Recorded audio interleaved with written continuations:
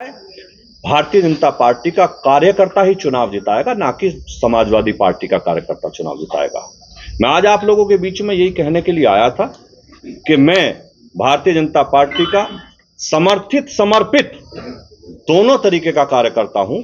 मैं अपनी पार्टी के लिए दिन रात जी जान से मेहनत करता हूं और वो हमेशा करता रहूंगा। हार जो है भीतरघात की वजह से हुई और विभीषण बताया जा रहा है कि पार्टी के अंदर विभीषण मौजूद है। वो विभीषण किसे कह रहे हैं? अब ये तो आपको संजीव बालियान जी से पूछना पड़ेगा कि वो विभीषण किसे कह रहे हैं। अंतरकलह की बात हो रही है, शिखंडी जैसे शब्दों का प्रयोग रहा है, कितना जायज मानते हैं? मेरे माँ बाप ने मुझे ऐसे संस्कार नहीं दिए कि मैं किसी के खिलाफ इस तरीके के अनर्गल बात करूं, किसी को शिखंडी कहूं, किसी को विभीषण कहूं। मैं केवल इतना कहना चाहता हूं कि मेरे माँ बाप ने मुझे ऐसे संस्कार दिए हैं कि मैं किसी के बारे में खराब शब्द ना बोलूं। बालियान कह रहे हैं मेरा पानी उतरते देख किनारे पर अपना घर मत बना लेना, तो लौट कर फिर आऊंगा, क्या कहेंगे? ये तो उन्हीं से पूछिए कि वो क्या कहना चाहते हैं, लेकिन पत्थर पे सिर पटक के कुछ नहीं होता, पत्थर पे सिर पटक के कुछ नहीं होता। समंदर को वापस आना नहीं आना वो उसे पता होगा। अच्छा सर, एक बात सुन साहब, आपने जैसे कहा कि कोई भी अगर बात की तो उसे पार्टी फोरम में रखना चाहिए था, तो आपने भी एक कमेंट बड़ा ओपन में किया था कि उनका स्तर इस लायक नहीं है कि मेरे से बात कर सके। आपने मेरा वो बयान सुना होगा, शायद आपने ये बात नोट नहीं करी होगी कि मैंने वो बयान कब दिया था। उन्होंने 2 दिन पहले कहा था कि संगी सोम विनाश की राजनीति करते हैं। मैं कभी विनाश की राजनीति नहीं करता, मैं विकास की राजनीति करता हूं और उसी का कारण है मैं हारने के बाद भी मैं 12 में जीता।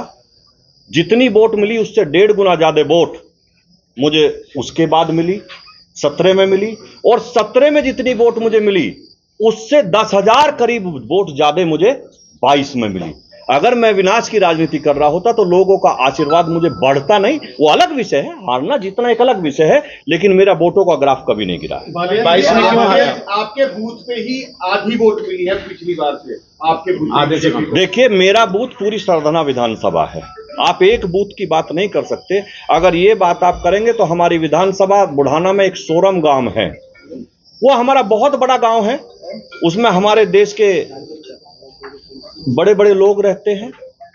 और संजीव बालियान जी का वो बहुत एक ऐसा गांव है जो जिसे वो अपना घर मानते हैं। हमारे प्रदेश के अध्यक्ष जी भी वहां गए, बड़ी बड़ी सभा भी वहां हुई, उसके बावजूद भी हम सोरम गांव में हार के आए हैं। तो ये तो अलग विषय है, कौन कहां हारा है जीता है। मैं सरधना विधानसभा की बात कर सकता हूं कि सरधना विधानसभा में मैंने चुनाव नहीं हारा। बालियान जी आपकी सुरक्षा पर सवाल खड़े कर रहे हैं। जो नाराजगी थी वो भारी पड़ी है। देखिए, अगर आप ठाकुरों की नाराजगी की बात करेंगे तो मैंने कहा विपरीत परिस्थिति के बाद, लोगों की नाराजगी के बाद भी हमने विधानसभा नहीं हारने दी। बालियान जी आपकी सुरक्षा पर सवाल खड़े कर रहे हैं। अब ये उनका विषय है, वो क्या कर रहे हैं। सुरक्षा कोई ओब्लिगेशन नहीं होता। उन्होंने सीधा सुरक्षा अगर अगर आप मेरी बात सुने, हाथ तो मैं सबसे मिलाऊंगा, मेरा कोई दुश्मन नहीं है। अगर मुझे हरेंद्र मलिक मिलेंगे उनसे भी हाथ मिलाऊंगा, मुझे देश का कोई और बसपा का नेता मिलेगा उससे भी हाथ मिलाऊंगा। मैं दुश्मनी किसी से नहीं करता, मेरी सबसे दोस्ती होती है। तो हाथ पार्टी को चुनाव लड़ाया और सरकारी सुविधाओं का आप आनंद ले रहे हैं। मेरे पास कोई सरकारी सुविधा नहीं है, सुरक्षा सुविधा नहीं होती, सुरक्षा इंटेलिजेंस की देन होती है, वो सरकार की नहीं, वो तो विपक्ष के नेताओं को भी मिली होती है। इतनी जानकारी सब लोगों को होनी चाहिए।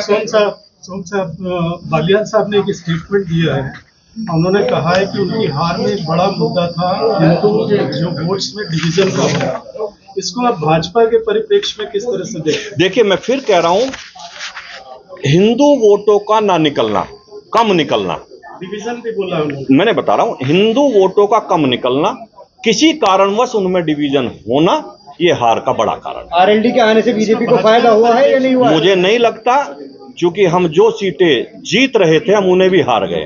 आरएलडी के साथ जोड़ने की वजह से वोट डिवीजन को भाजपा के परिप्रेक्ष्य में किस तरह से देखते हैं आप? देखिए, मैंने आपको बताया, ये पार्टी का विषय है, पार्टी इस पे चिंतन मनन कर रही है और पार्टी इस पे देख रही है कि ये डिवीजन क्यों हुआ। चिंता का विषय है ये हमारे लिए चिंता का विषय है।